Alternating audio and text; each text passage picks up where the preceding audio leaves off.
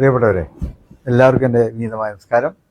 വളരെ പ്രാധാന്യമുള്ള ഒരു തെരഞ്ഞെടുപ്പാണ് 2026 ഏപ്രിൽ 9 കേരളത്തിൽ നടക്കുന്ന നിയമസഭാ തെരഞ്ഞെടുപ്പ്. കേരളം കുറച്ച് മാസങ്ങളായി തെരഞ്ഞെടുപ്പിൻ്റെ ആ ഒരു ഘട്ടങ്ങളിലൂടെയാണ് കടന്നു പോകുന്നത്. അതായത് 2024 ലോക്സഭാ തെരഞ്ഞെടുപ്പ് കഴിഞ്ഞു. അതിന് ശേഷം ത്രിതല പഞ്ചായത്ത് തെരഞ്ഞെടുപ്പ് നടന്നു. ഇപ്പോൾ അതിൻ്റെയൊക്കെ ഒരു ഫൈനൽ എന്നുള്ളതൊക്കെ നമ്മുടെ നിയമസഭയിലേക്കുള്ള തെരഞ്ഞെടുപ്പും വന്ന് എത്തിയിരിക്കുന്നു. അപ്പോൾ നമ്മൾ നേരത്തെ തന്നെ പറയാറുണ്ട്, ക്വാർട്ടർ ഫൈനൽ, സെമി ഫൈനൽ, ഇനിയിപ്പോൾ ഫൈനലിലേക്കാണ് നമ്മൾ അന്തിമമായിട്ട് വരേണ്ടത് എന്നുള്ളത്. അപ്പോൾ ക്വാർട്ടറിലും സെമിയിലൊക്കെ നല്ല വിജയം നമുക്ക് കൈവരിക്കാൻ കഴിഞ്ഞു. ഇനിയിപ്പോൾ ഫൈനൽ മത്സരത്തിലെ വിജയം അത് കേരളത്തെ ജയിപ്പിക്കുന്നതിന് വേണ്ടിയുള്ളതാണ്.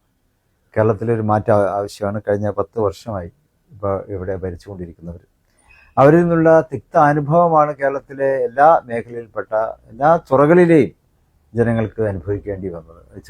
ചെറിയവരെന്നോ വലിയവരെന്നോ വ്യത്യാസമില്ല. വിദ്യാർത്ഥികൾ, യുവാക്കൾ, യുവതികൾ, മധ്യവയസ്കർ എല്ലാവരും അതിൻ്റെ ഇരകളാണ്. ജോലിക്കാർ, സർക്കാർ ഉദ്യോഗസ്ഥന്മാർ, എന്നതുപോലെ തന്നെ മറ്റ് സാധാരണ തൊഴിലാളികൾ എല്ലാവർക്കും തിക്തഫലം അനുഭവിക്കേണ്ടി വന്നിരിക്കുന്നു. അവകാശങ്ങൾക്ക് വേണ്ടി ശബ്ദിക്കുമ്പോൾ അതിനെ അടിച്ചമർത്തുന്ന ഒരു കിരാത നടപടികളാണ് പലപ്പോഴും ഗവൺമെന്റിൽ നിന്ന് ഉണ്ടായത്. പാശാവർക്കന്മാരുടെയൊക്കെ സമരം, അവരുടെ ന്യായമായ ആവശ്യങ്ങൾക്ക് വേണ്ടിയാണ് സെക്രട്ടേറിയറ്റിന് മുമ്പിൽ സമരം നടത്തിയത്. പക്ഷേ അതിനെതിരെ വളരെ നിഷേധാത്മകമായ നിലപാടെടുത്തുവെന്ന് മാത്രമല്ല, ആശാവർക്കന്മാർ സ്ത്രീ സമൂഹത്തോട് കാണിക്കേണ്ട ഒരു മര്യാദകൾ പോലും പാലിക്കുവാൻ ഗവൺമെൻറ് തയ്യാറായില്ല എന്നുള്ളത് ഗവൺമെൻറ്റിൻ്റെ ധാർഷ്ട്യത്തിൻ്റെ തെളിവായിരുന്നു. അപ്പോൾ ഇത്തരത്തിലുള്ള തിക്താനുഭവങ്ങൾ കടന്നുപോയി. ഇനി നമുക്ക് കേരളത്തെ വീണ്ടെടുക്കേണ്ടതുണ്ട്. പുതിയൊരു യുഗത്തിലേക്ക് കേരളത്തെ നമുക്ക് തിരിച്ചു കൊണ്ടുവരണം. അതിനുള്ള ഒരു അവസരമാണ് ഈ തെരഞ്ഞെടുപ്പ്. കഴിഞ്ഞ പഞ്ചായത്ത് തെരഞ്ഞെടുപ്പിലും മുൻകാല തെരഞ്ഞെടുപ്പിലൊക്കെ UDFന് അനുകൂലമായ രീതിയിൽ ഭൂരിപക്ഷം വോട്ടുകൾ നൽകാൻ കേരളത്തിലെ ജനാധിപത്യ മതേതര വിശ്വാസികൾ തയ്യാറായി. ലോക്സഭാ തെരഞ്ഞെടുപ്പ് നല്ല വിജയം ഉണ്ടാക്കി, ത്രിതല പഞ്ചായത്ത് തെരഞ്ഞെടുപ്പ് വിജയം ഉണ്ടാക്കി. അതിനിടയ്ക്കൊക്കെ നടന്ന ഉപതെരഞ്ഞെടുപ്പൊക്കെ ഉണ്ടായിരുന്നു. അതിലെല്ലാം നല്ല വിജയം UDFന് നൽകാൻ കേരളത്തിലെ ജനങ്ങൾ മുന്നോട്ട് വന്നു. അതിൻ്റെ ഒരു ആവർത്തനം തന്നെയാണ് ഈ തെരഞ്ഞെടുപ്പിലും നമുക്ക് ഉണ്ടാക്കേണ്ടത്. അത് കേരളത്തെ രക്ഷപ്പെടുന്നതിന് വേണ്ടിയാണ്, വീണ്ടെടുക്കുന്നതിന് വേണ്ടിയാണെന്ന് ഒരിക്കൽ കൂടി നിങ്ങളെ ഓർമ്മപ്പെടുത്തുവാൻ ആഗ്രഹിക്കുകയാണ്. അതിന് ഐക്യ ജനാധിപത്യ മുന്നണി സ്ഥാനാർത്ഥികൾ നിങ്ങൾ വിജയിപ്പിക്കണം. ഐക്യ ജനാധിപത്യ മുന്നണി നിങ്ങൾക്ക് തൊട്ടറിയുന്നവരാണ് അവർ. ഐക്യ ജനാധിപത്യ മുന്നണി നേതാക്കൾ, മുന്നിൽ നിൽക്കുന്ന നേതാക്കൾ ഭരണപരിചയമുള്ളവരാണ്, ഭരണ നൈപുണ്യം തെളിയിച്ചിട്ടുള്ളവരാണ്. മാത്രമല്ല അവരൊക്കെ ഉത്തമമായിട്ടുള്ള പാരമ്പര്യത്തിൻ്റെ തന്നെ പിൻഗാമികളാണ്.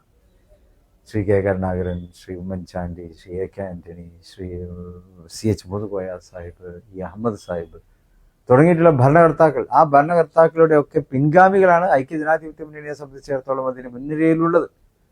തികച്ചും ഭരണ പരിചയം അവരെ സംബന്ധിച്ചിടത്തോളം ഉണ്ട്. കഴിഞ്ഞ കാലങ്ങളിലൊക്കെ ഭരണപരിചയം, രാഷ്ട്രീയ പ്രവർത്തന പരിചയം, ജനങ്ങളോട് ചേർന്ന് നിൽക്കുന്നതിൻ്റെ ആ ഒരു വലിയ പാരമ്പര്യം, ഇതൊക്കെ തന്നെ ഐക്യ ജനാധിപത്യ മുന്നണിക്ക് അവകാശപ്പെട്ടതാണ്. അപ്പോൾ ഐക്യ ജനാധിപത്യ മുന്നണി കേരളത്തിൻ്റെ അധികാരം തിരിച്ചേൽപ്പിക്കുക എന്നതാണ് നമുക്ക് ഇനി ചെയ്യാനുള്ളത്. കഴിഞ്ഞ 10 വർഷം നമുക്ക് കൈമാശം വന്നു. അപ്പോൾ അത് ഇനിയുള്ള കാലങ്ങളിൽ അതൊരിക്കലും കൈമാശം വരാൻ അനുവദിക്കാതെ കേരളത്തിന് നല്ലൊരു ഭാവി, ഒരു നല്ല കേരളത്തെ കെട്ടിപ്പടുക്കാൻ ആരോഗ്യ, വിദ്യാഭ്യാസ മേഖലകളിൽ ഏറ്റവും തന്നെ കേരള മോഡൽ എന്ന് വിശേഷിപ്പിക്കാവുന്ന രീതിയിലേക്ക് കേരളത്തെ ഉയർത്തിക്കൊണ്ടുവരണം. പൊതുഭരണ മേഖലയിൽ സമാധാനവും ശാന്തിയും ക്രമസമാധാന പാലനവും ഒക്കെ നല്ല നിലക്ക് നമുക്ക് അതിനെ സംരക്ഷിച്ച് നിർത്താൻ കഴിയണം.